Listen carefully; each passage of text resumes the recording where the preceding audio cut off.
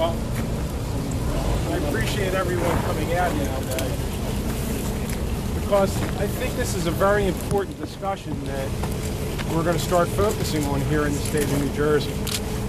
And that's the future of Atlantic City, and how we turn Atlantic City into the resort destination that it needs to be. Again, with the saturation of gaming throughout the country, you know, you've seen a shrinkage of a market, but not a shrinkage of a positive community. We're standing in front of a retail outlet that, honestly, this non-gaming dollars in this city have grown and grown and grown over the years from where we started. You know, one thing you learn as a kid is you don't put all your eggs in a basket, in one basket, because normally it doesn't work out well. Well, we were over-reliant on casinos in Atlantic City, and what we want to do, at least what I would like to see happen, is transformation of Atlantic City back to the destination that we feel it truly can be. I met with the mayor and the senator, and for the reasons, we do have our differences. We definitely have our differences on this. But to assure the mayor and the senator and the other elected officials here that we're not turning our back and looking to make a quick buck someplace else, we're looking at the future. For me, that's the future of Atlantic City. And within the next 45 days, I'm going to be calling on a stakeholders meeting from the governor's office on down, working with Jim Whelan and the mayor, leading this group with me to ensure that the workers' representatives are here, that the building trades representatives are here, that the casinos, everyone that has a stake in this be involved, because this is too important. For 30 years, Atlantic City has taken, for more than 30 years, Atlantic City has been the goose that laid the golden egg. From New Jersey PAC up in Newark, throughout the state, money from this region went everywhere. And one other thing I want to mention before I turn it over to the senator and the mayor. When we started with casino gaming, it was a commitment to our seniors and disabled to fund programs to help the quality of their lives. Well, we used to put $500 million a year towards that. It's down to $250 million. We have a commitment that we need to fulfill to our seniors and our disabled community. And by trying to create a new Atlantic City, a more diverse Atlantic City, I think we have the ability to do that. But, Senator Whelan? Thank you, Mr. President. Yeah, I've said this before, and I've been around here for a while, as a lot of you know, not quite as long as Pinky, but almost. You know, our town's like Dracula. You know, they keep trying to kill us, but we keep coming back. We face some very strong challenges, but the reality is that we are going to come back, and one of the reasons we chose this site, besides the opportunity to have a good White House sub, you know, right behind us is the sounds and the sites that we like to see. That represent projects, construction projects, putting people to work on the project, putting people to work after the project is completed. Another dimension to shopping outlets and so on. So we're here, as Senate President said, and the mayor will address in a second, to show that there really is a commitment from all of us, myself, and Maggio is here, obviously the mayor, the Senate President, to make Atlantic City work going forward. And we are going to work, again, we're going to be fine. Quote Mark Twain, our favorite author, reports of our death on great tragedy. And we turn it over to the mayor. So, you know, we're in this transition period. We're in hard times, but we're rebuilding this city. I'm very lucky to be a mayor at a time that we have great relationships with the county, with the state, with the federal government. The senator and the Senate president have been wonderful to Atlantic City. We know that we need to regrow ourselves and stuff. I mean, right now, if you were here this past weekend, the weekend was booming and stuff. Between the circuit party on the beach, the way down the boardwalk celebrating Caribbean independence, and Mars Day, the times of thousands of people over on the bay, the whole city was hopping. That's what we need to do. We're a diversified city. We're so much more than gaming. Short term, we got to find new owners for several of our casino properties. Some are going to remain casinos, some are going to be hotels. I'm always amazed when someone says, do you think they can make it a hotel? If you go to any other city and there are 500-room hotels with great restaurants, with lounges, with a theater, and they know how to make it work. And that's what we're doing in Atlantic City. You know, we're not going to replace the amount of jobs that we think we're going to lose, but we're going to come close. The place behind us is going to have 290 jobs opening up last year. Harris Conference Center is going to be providing over 400 jobs when they open. The site right across the way, we're going to be announcing a chain restaurant that has 200 jobs. Tropicana alone is 500 jobs with the improvements that they've agreed to build last year. And as some of the casinos close, the other casinos are going to be strengthened, and so they're going to expand the days that the restaurants are open, the number of people that are there. So you'll see some job growth. But we have 1,000 jobs that will be opening up in Atlantic City. What my responsibility is, the burden that's on my shoulders, is helping prepare our residents, the people that lost jobs now, to get back into that job market. And we'll announce a job placement program in the next couple of weeks, using some of the success that Brigada had when they trained their people initially. Meet AC is now functioning. We had a great director out of Louisville, but that's going to take time. It's going to be 2 years before you see that type of conventions coming in. But the League of Municipalities with $4 million, with 10,000 rooms, we need 20 of those conferences every year and conventions. And that's what we're working on. So we see the best days still ahead. This is a chapter of Atlantic City that's turning. Everybody needs to be working together now.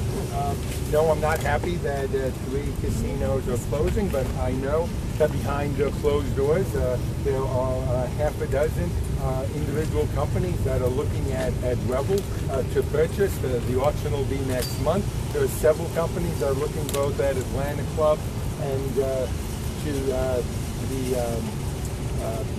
Showboat Casino as well. And as I told you, we're real close. By the end of the year, we'll be announcing a deal with Stockton that'll be building a new campus here. But once we get that, then my interest is beyond gaming. So right now, gaming is what we know for 160 years, and tourism. But we got to go beyond tourism, and that build beyond tourism is moving 25% of our market into something else, probably technology, research and development. We've got 140 acres over at Beta Field. We have 11 acres just out at the end of Route 30. That's my job. It's working with government agencies, working with CIDA, who's played a vital role in providing either grants or low-interest loans on all the projects that I've mentioned so far. I think we'll be happy to take questions.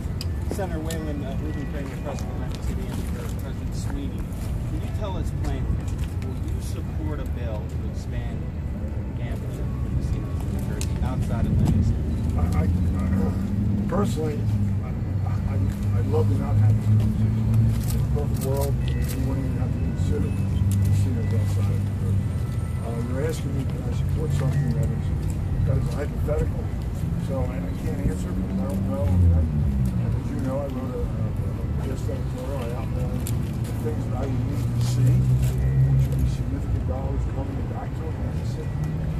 Not everyone agrees with that. Frankly, I think the mayor may have different feelings, but you know, again, in the perfect world, no, I'd love to see us continue our monopoly in New Jersey.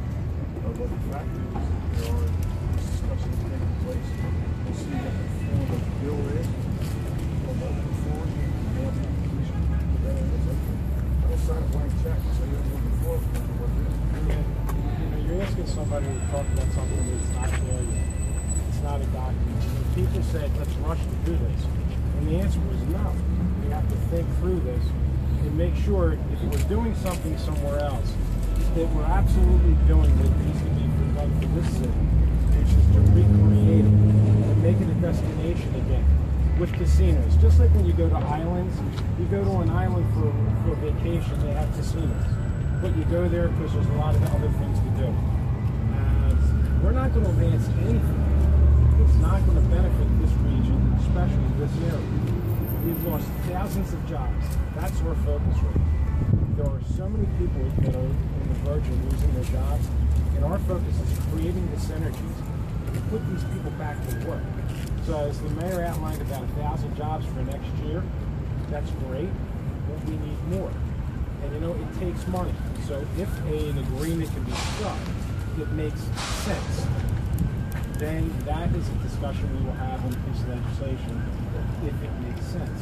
I'm not going to advance anything that would, in my mind, provide Atlantic City with the greatest opportunity to become what we know it can be.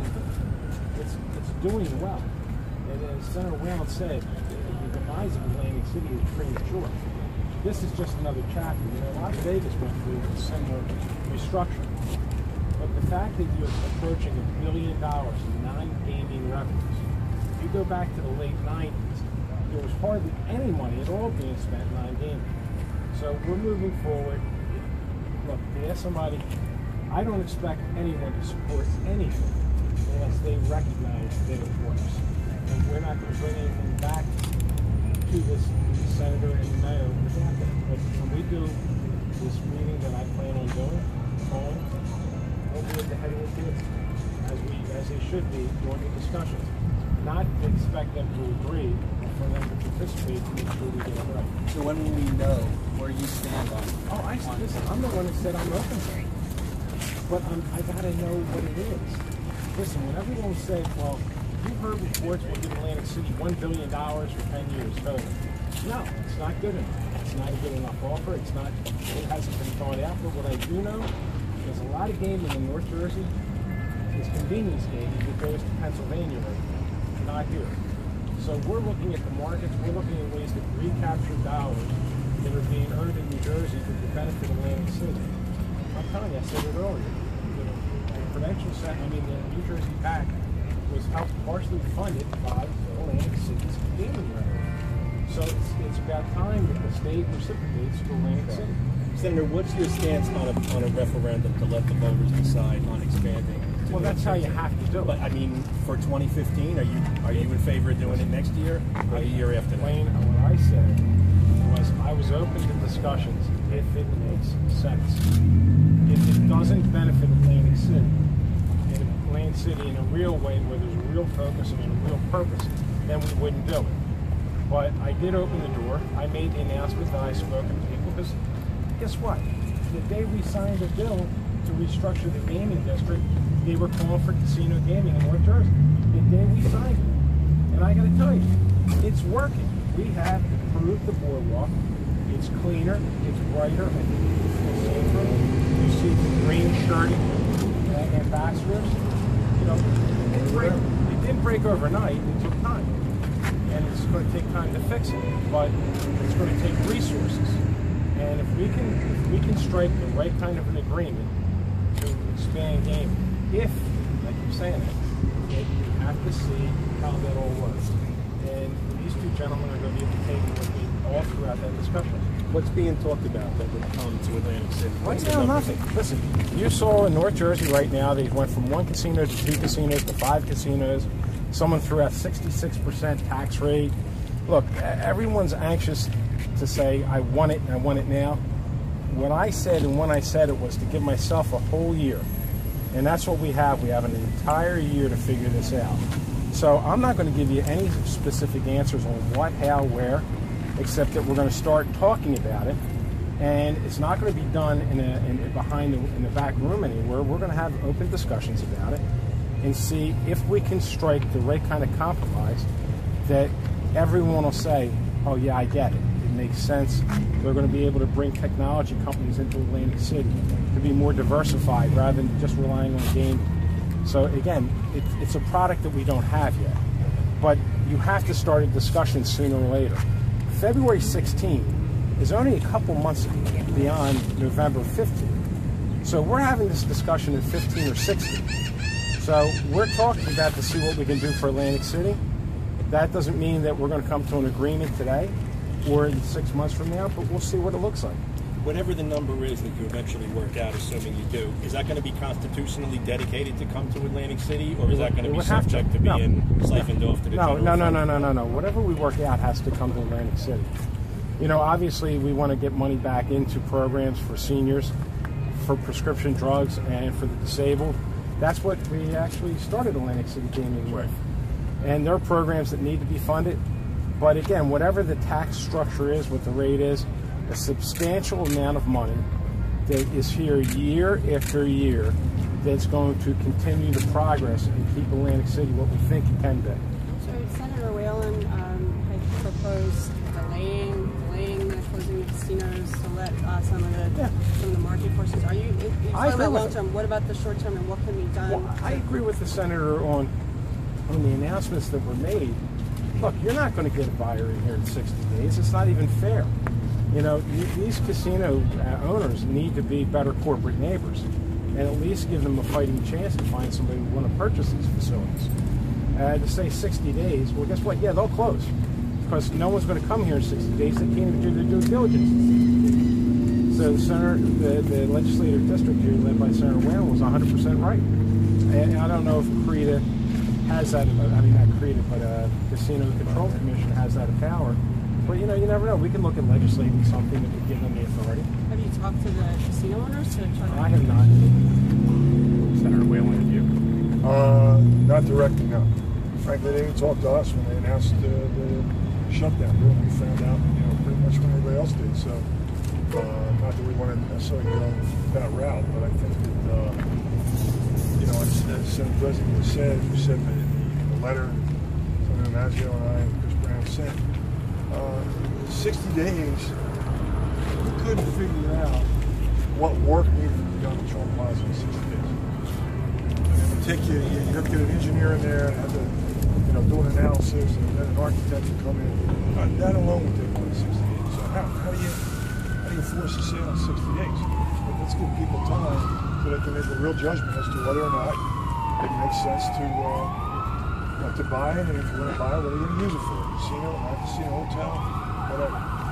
But they've been on the block for years. They've been on the block for years, and nobody's come and bought them.